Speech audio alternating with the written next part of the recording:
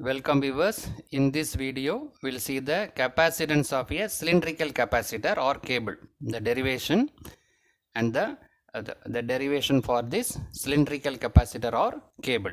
Both are equivalent, right? First, we'll see the diagram. So we have the cylindrical capacitor. The cylinder is available with inner and outer radius are A and B respectively. We have two cylinders are available. The radius of inner and outer cylinder is A and B. The space between the cylinder is filled with the dielectric having the permittivity of epsilon r, right? Now see this, refer this diagram.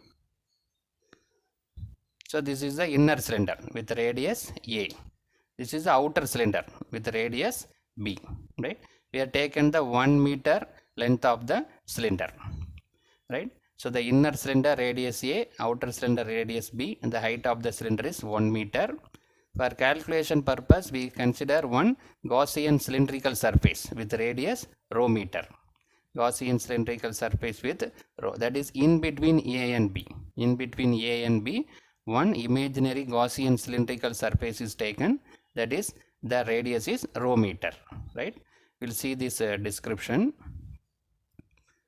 So it is required to determine the capacitance per meter length. First we will find the capacitance per meter length. The total capacitance will be capacitance per meter length and multiplied by length of the capacitor, right? That is given here. So we consider the Gaussian cylindrical surface with radius rho meter and height 1 meter, right? The cable acts as a cylindrical capacitor. This is the underground cable, this, right? That is equivalently we are treated as a cylindrical capacitor. Underground cable having two conductors, inner conductor as well as outer conductor. In between the insulator is available, right? So this is treated as a underground cable or cylindrical capacitor. Now we'll see the derivation for this cylindrical capacitor. First we will find the electric field intensity, then voltage. From that we can find the capacitance. The electric field intensity E equal to Q divided by 4 pi epsilon r square. That is a very general formula. Q divided by 4 pi epsilon r square. That is rewritten as epsilon Q divided by epsilon into 4 pi r square. What is this 4 pi r square? This is nothing but a area of a sphere. Normally all the charges what we assumed as a spherical form, sphere, 4 pi r square. But here we are going to find the cylindrical capacitor. We are assuming that the charges available in the cylindrical capacitor, so that the area of the sphere is replaced by area of the cylinder, 2 pi RH. Area of the cylinder is 2 pi RH, right? In this 2 pi, R is nothing but rho. We assume a cylindrical capacitor with radius rho and the height will be 1 meter. So H is replaced as 1. So that it is nothing but Q divided by 2 pi epsilon into rho. The electric field intensity, especially for a cylindrical capacitor, will be Q divided by 2 pi epsilon into rho, right? From this we can find the potential difference. So what is the potential difference between the two cylinder? Is the work done in moving a unit positive charge from outer cylinder to inner cylinder, right? The unit charge is moving from outer cylinder to inner cylinder. So the limit is from B to A. That is nothing but radius of the outer cylinder to radius of the inner cylinder, B to A, right?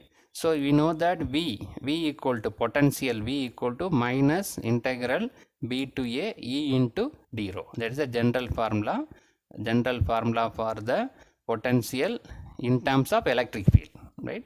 V equal to minus integral E dot d rho. We consider rho meter radius, so that it is d rho, right?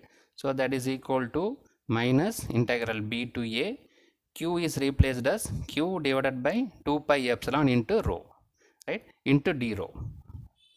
In this Q divided by 2 pi epsilon is constant. Only we have integral. Now the negative sign is removed by interchanging the limit. Now the limits are interchanged. B to A is now given as A to B, so that we can remove this negative sign. 1 divided by rho into d rho, right? Q divided by 2 pi epsilon is constant. Integral a to b, b to a is now interchanged into a to b, so that we can remove this negative sign. 1 divided by rho into d rho, right? So the 1 divided by rho, so q divided by 2 pi epsilon, integral 1 by rho is nothing but log rho with a limit of a to b. We need to substitute the limit a to b, so that v equal to q divided by 2 pi epsilon into log b minus log a. So upper limit and lower limit, while substituting we got minus log b minus log a, right? So what we got, v equal to q divided by 2 pi epsilon log b minus log a. But what we need is capacitance. So that substitute q equal to cv. In this equation we are replacing q equal to cv. That is v equal to q is cv into divided by 2 pi epsilon log b minus log a is written as log b by a, right? So this v got cancelled. Bring this term in the numerator, bring the log b by in the denominator, right? 2 pi epsilon is brought into numerator, log b is brought into denominator. So 2 pi epsilon divided by log b by a equal to c, right? So that can be written as c equal to 2 pi epsilon divided by log b by a, right?